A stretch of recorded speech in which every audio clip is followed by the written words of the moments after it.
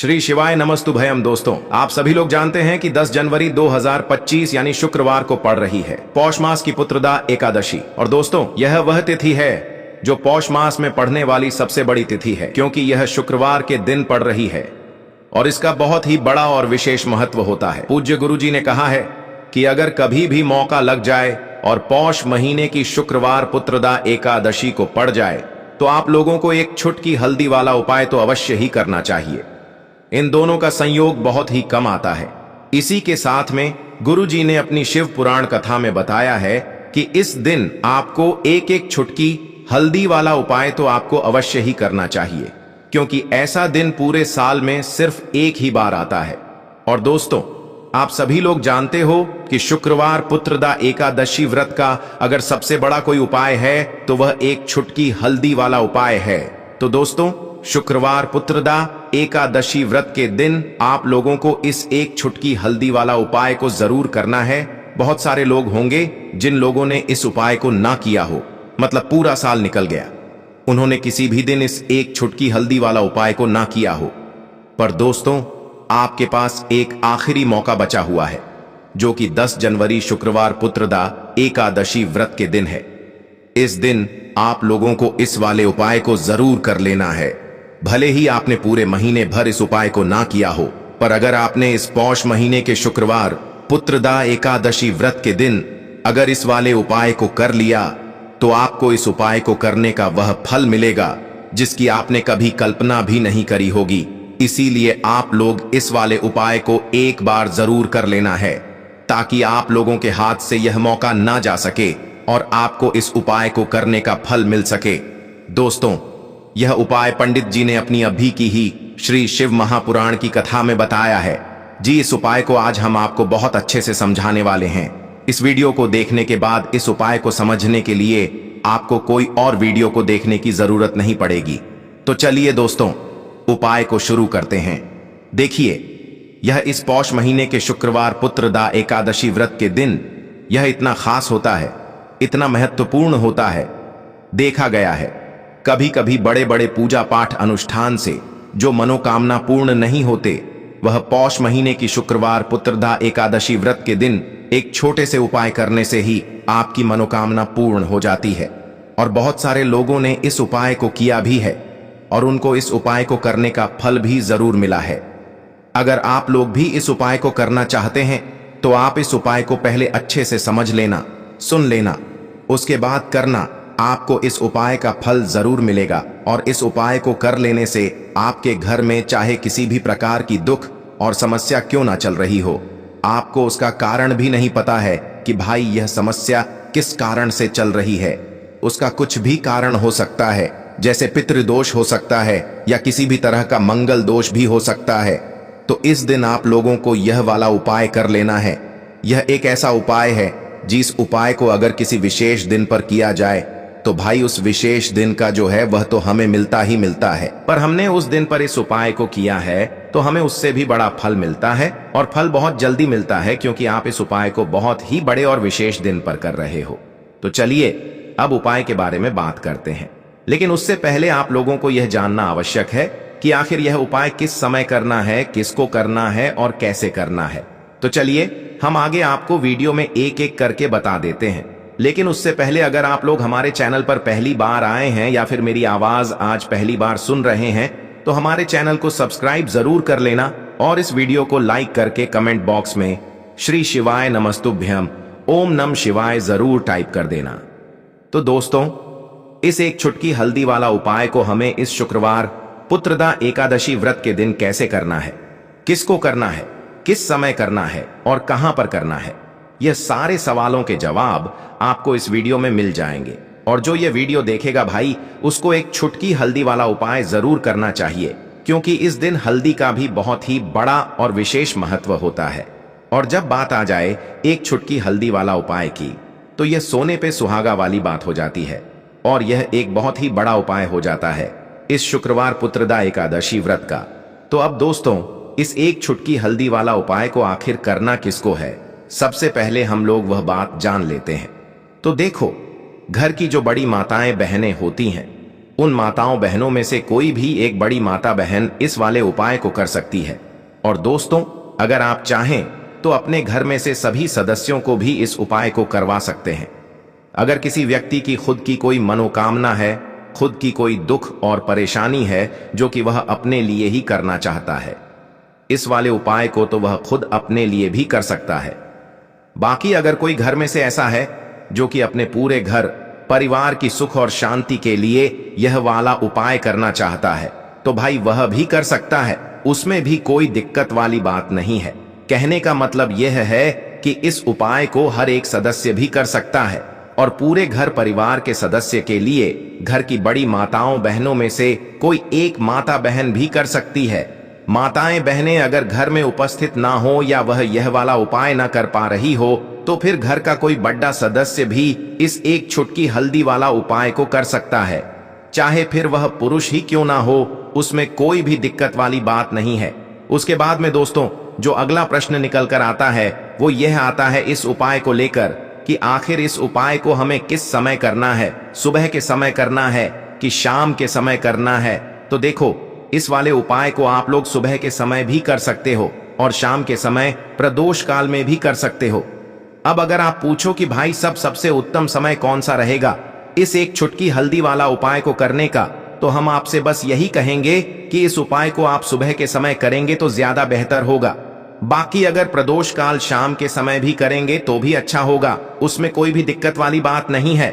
तो अब दोस्तों, जो अगली सबसे बड़ी और महत्वपूर्ण बात आती है वह यह आती है कि सुबह अगर हम उपाय को करेंगे तो हमें कितने बजे से लेकर कितने बजे तक के बीच में करना है, और शाम के समय प्रदोष काल में करेंगे तो हमें कितने बजे से लेकर कितने बजे के बीच में करना है। तो देखो, सुबह जितनी जल्दी हो सके आप उपाय को करने की कोशिश करना। बाकी अगर किसी कारणवश लेट भी हो जाओ, थोड़ी देर भी हो जाए, तो 10 या 11 बजे तक भी आप उपाय कर लेना, पर 12 बजे से ज्यादा देरी ना हो, ठीक है?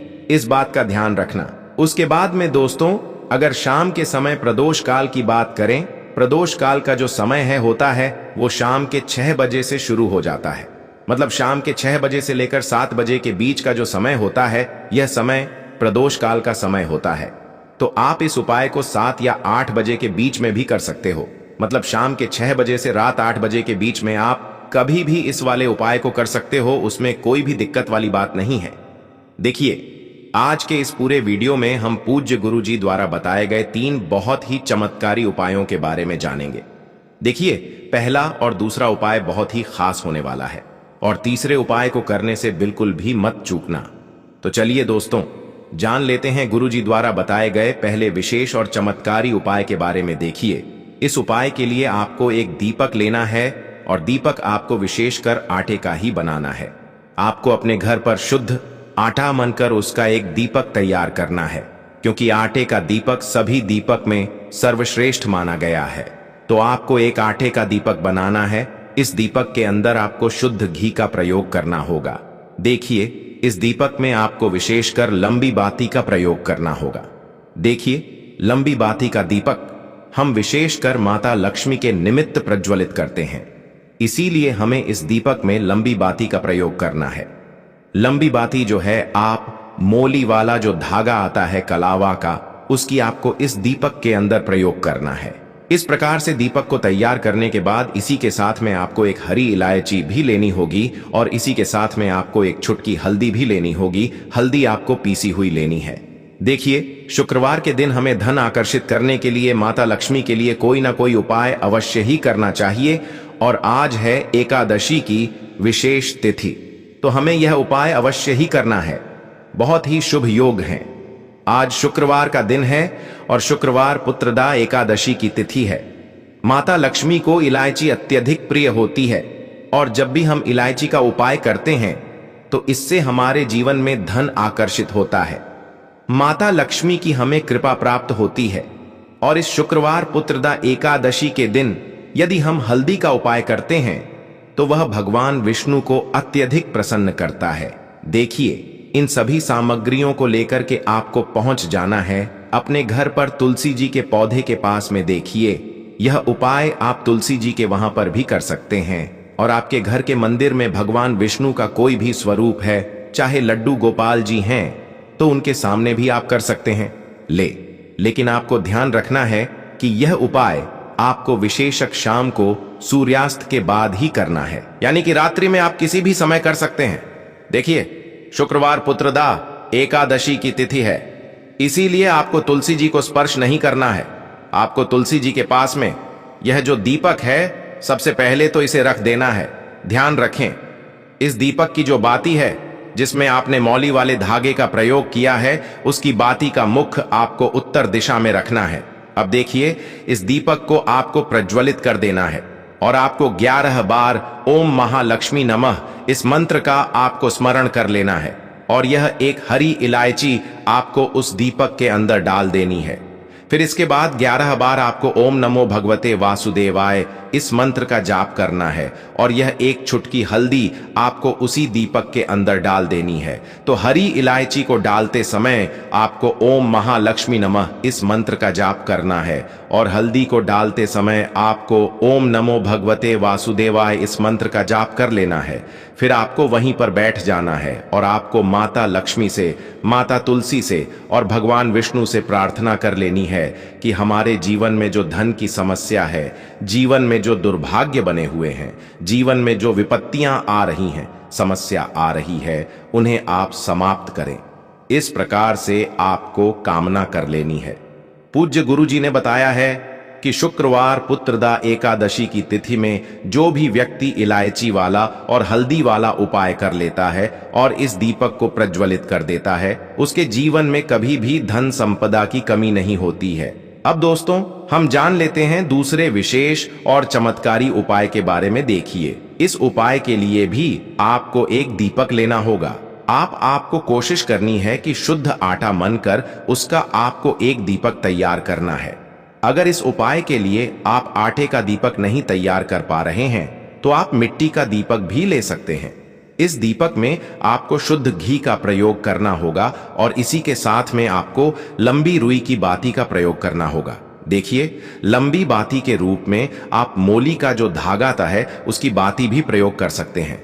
देखिए, मोली का धागा वही होता है जिसे हम अपने हाथ में बांधते हैं, तो मोली वाले धागे की बाती का प्रयोग आप अपने इस दीपक में कर सकते हैं। अब इसी के साथ में आपको लेने होंगे 7 काले तिल के दाने सेवन। काले तिल के दाने आपको ले लेने हैं और इन सभी सामग्रियों को लेकर के आपको पहुंचना है भगवान शिव के मंदिर में। देखिए, यह उपाय भी विशेषकर आपको एकादशी की तिथि पर शाम को, यानी कि सूर्यास्त के बाद में ही करना होगा। देखिए, इस दीपक को आप भगवान शिव के मंदिर में भी प्रज्वलित कर सकते हैं, साथ ही साथ पीपल के वृक्ष के वहां पर भी प्रज्वलित कर सकते हैं। देखिए, शिव मंदिर पहुंचने के बाद आपको जो दीपक है, सबसे पहले तो भगवान शिव के सामने प्रज्वलित कर देना है। दीपक की जो बाती है उसका मुख आपको उत्तर दिशा की ओर रखना है और आपको ओम नमः शिवाय इस मंत्र का जाप करते हुए इस दीपक को प्रज्वलित कर देना है।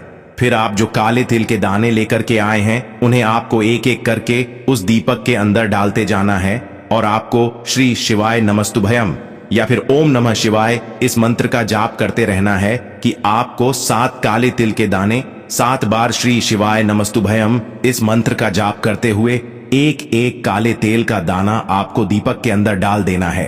दीपक को प्रज्वलित करने के बाद आपको अपनी मनोकामना को बोल देना है और फिर वापस आपको अपने घर आ जाना है। आपकी जो भी मनोकामना हो, चाहे धन से जुड़ी मनोकामना हो, व्यापार से जुड़ी कोई मनोकामना हो, नौकरी से जुड़ी यदि कोई मनोकामना हो, गृह क्लेश को लेकर कोई भी आपकी मनोकामना हो, तो उसे आपको बोल देना है। गुरुजी ने बताया है कि जो भी व्यक्ति इस एकादशी की तिथि पर शिव मंदिर जाकर के यह दीपक प्रज्वलित कर देता है, उसके जीवन की सारी मनोकामनाएं महादेव की कृपा से परिपूर्ण हो जाती हैं। अब दोस्तों, हम जान लेते हैं तीसरे विशेष उपाय के बारे में। इस उपाय के लिए आपको मात्र 2 दीपक लेने होंगे। दोनों ही दीपक आप मिट्टी के भी ले सकते हैं। दोनों ही दीपक आप शुद्ध आटा मनकर उनके भी तैयार कर सकते हैं। अब देखिए दोस्तों, दोनों ही दीपक में आपको एक दीपक के अंदर तो गोल बाती का प्रयोग करना है, एक दीपक के अंदर आपको लंबी बाती का प्रयोग करना है। तो एक गोल बाती का दीपक तैयार करें, एक लंबी बाती का दीपक तैयार करें। लंबी बाती का जो दीपक है उसमें आपको मौली वाला जो धागा आता है कलावा का, उसी बाती का प्रयोग करना है और दोनों ही दीपक के अंदर आपको शुद्ध घी का प्रयोग करना होगा। अब देखिए, इसी के साथ में आपको 11 काले तिल के दाने लेने होंगे और इसी के साथ में आपको मात्र 1 चुटकी हल्दी लेनी होगी। अब दोस्तों, ये सभी सामग्री लेकर के आपको पहुंच जाना है सूर्यास्त के बाद रात्रि के समय, जहां कहीं भी अपने घर में तुलसी जी का पौधा है वहां पर देखिए दोस्तों, सबसे पहले तो आपके पास जो गोल बाती का दीपक है उसे आपको तुलसी जी के पौधे के पास में प्रज्वलित कर देना है। ओम नमो भगवते वासुदेवाय नमः इस मंत्र का जाप करते हुए ध्यान रखें। इस दीपक को प्रज्वलित करते समय आपको तुलसी जी को स्पर्श नहीं करना है। देखिए, अब जो आपके पास 11 काले तिल के दाने हैं उन्हें आपको उस दीपक के ऊपर से 11 बार घड़ी की दिशा में घुमाना है। आपको अपनी नाम और अपनी गोत्र को बोलना है और इन काले तिल को आपको उस जलते हुए दीपक के अंदर डाल देना है। देखिए, काले तिल जो हैं भगवान विष्णु को अत्यधिक प्रिय होते हैं। भगवान विष्णु के पसीने से उत्पन्न हुए हैं और काले तिल से युक्त जब भी हम गोल बाती का दीपक प्रज्वलित करते हैं शुक्रवार, पुत्रदा, एकादशी की तिथि पर, तो इससे हमारे कर्ज की समस्या समाप्त होती है। हमारे जीवन में धन प्राप्ति के नए नए मार्ग खुलते हैं। हमारा कोई भी कार्य अगर रुका हुआ है तो वह भी भगवान विष्णु की कृपा से परिपूर्ण होता है, क्योंकि गोल बाती का जो दीपक है वह हम भगवान विष्णु के निमित्त ही प्रज्वलित कर रहे हैं। अब दोस्तों, अब जो आपके पास अंत में एक लंबी बाती का दीपक बचाए, एक चुटकी हल्दी बची हुई है, उसे आपको अपने घर के मंदिर में जहां कहीं भी माता लक्ष्मी की मूर्ति है, प्रतिमा है, जो भी हैं उनके सामने आपको लंबी बाती का दीपक सबसे पहले प्रज्वलित करना है। देखिए, लंबी बाती का दीपक हम इसलिए प्रज्वलित करेंगे क्योंकि धन की समस्या जो है वह माता लक्ष्मी की कृपा से दूर होगी। तो लंबी बाती वाले दीपक की जो बाती का मुख है वह आपको माता लक्ष्मी के सामने रखना है और आपको इस दीपक को प्रज्वलित कर देना है। अब दोस्तों, आपके पास जो एक चुटकी हल्दी है उसे आपको उस जलते हुए दीपक के अंदर डाल देनी है। हल्दी वाले दीपक को एकादशी के दिन प्रज्वलित करने से हमारे जीवन का दुर्भाग्य समाप्त होता है, साथ ही साथ जीवन से जो धन की समस्या है वह भी समाप्त होती है। तो इस प्रकार से जीवन की धन की समस्याओं को समाप्त करने के लिए आपको यह हल्दी वाला दीपक भी प्रज्वलित कर लेना है। तो दोस्तों, आज के इस वीडियो में हमने आपको एकादशी पर किए जाने वाले 3 चमत्कारी उपाय बताए हैं, जो भी आपके लिए उचित हैं, सरल हैं, उसे आप कर सकते हैं। यदि उपाय से जुड़ा किसी भी प्रकार का सवाल है तो कमेंट में पूछ लें। उपाय को करते समय आप किसी भी प्रकार की गलतियां ना करें। श्री शिवाय नमस्तुभयम। हर हर महादेव।